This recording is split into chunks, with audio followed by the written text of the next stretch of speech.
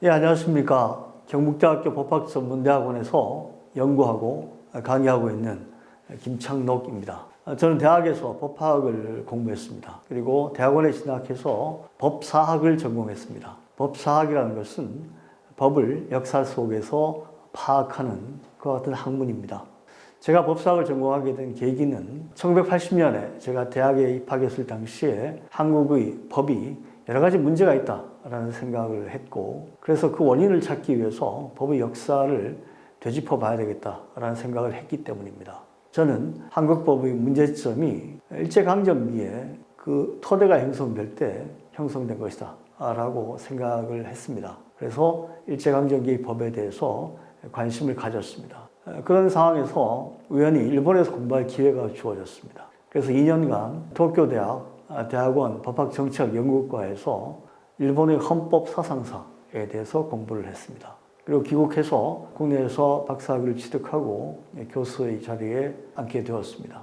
이후 일제강점기 법제도와 법사상, 일본의 법제도와 법사상, 그리고 한일 과거 청산과 관련된 법적 측면에 대한 연구들, 그리고 로스쿨 제도를 포함한 법률가 양성제도의 역사에 대해서 공부를 하고 학생들과 같이 토론을 하면서 교수로서의 생활을 이어가고 있습니다.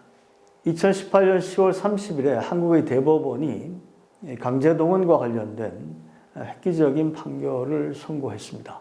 일제강점기에 일본 정부와 일본 기업에 의해서 강제동원되었던 한국인들이 일본 기업을 상대로 한국 법원에 손해배상 청구 소송을 제기했었는데요.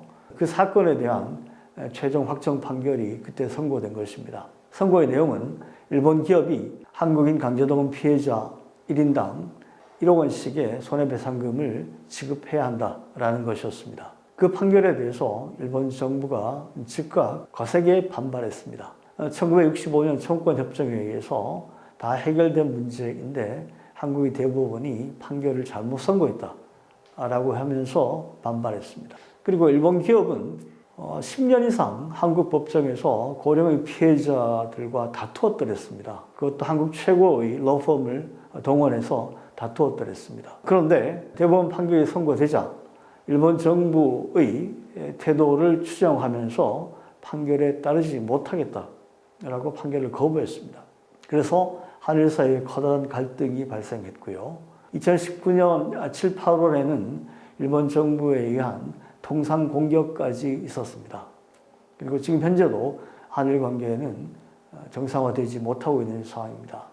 이와 같은 갈등의 원인이 뭘까? 대법원 강제동원 판결의 내용은 무엇이고 거기에 대한 일본 정부의 반발의 내용은 무엇일까? 일본 정부의 반발은 타당할까? 대법원 강제동원 판결은 잘못된 것일까? 등등에 대해서 살펴봤습니다. 그리고 그 분석을 토대로 해서 앞으로의 한일 관계를 어떤 방향으로 이끌어가는 것이 바람직할까?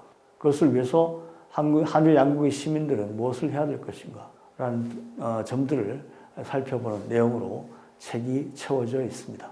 대법원 판결이 국제법의 해석 원칙에 따른 타당한 판결이라고 저는 생각합니다. 거기에 대해서 일본 정부의 반발은 근거가 제시되지 않은 부당한 그 같은 공격이다 라고 생각을 합니다.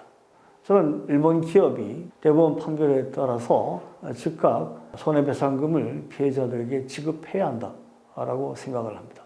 그와 같은 부분들을 논리적으로 여러 가지 측면을 검토하면서 책에서 다루었습니다.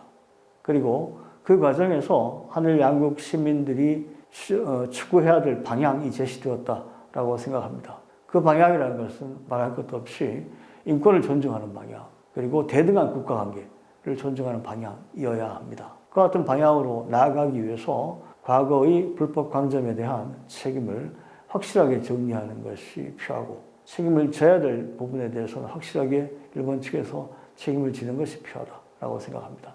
식민지 지배 책임이라는 과제는 새롭게 제기된 과제입니다. 2001년에 와서야 비로소 전 세계적으로 식민지 지배 책임이라는 것이 중요한 화두로 등장을 했습니다.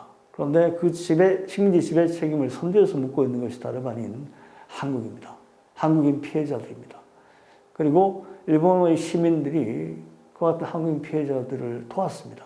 그래서 일본에서 다수의 소송이 제기될 수 있었고 한국에서도 소송이 진행될 수 있었던 것입니다. 그와 같은 노력들이 쌓이고 쌓여서 2018년 대법원 강제동원 판결이라고 하는 형태로 귀결이 되었습니다. 앞으로 그 판결을 토대로 삼아서 더 나은 세상을 향해서 하늘 양국의 시민들이 함께 나아가야 될 것이다 라고 하는 메시지를 그 책에 담았습니다.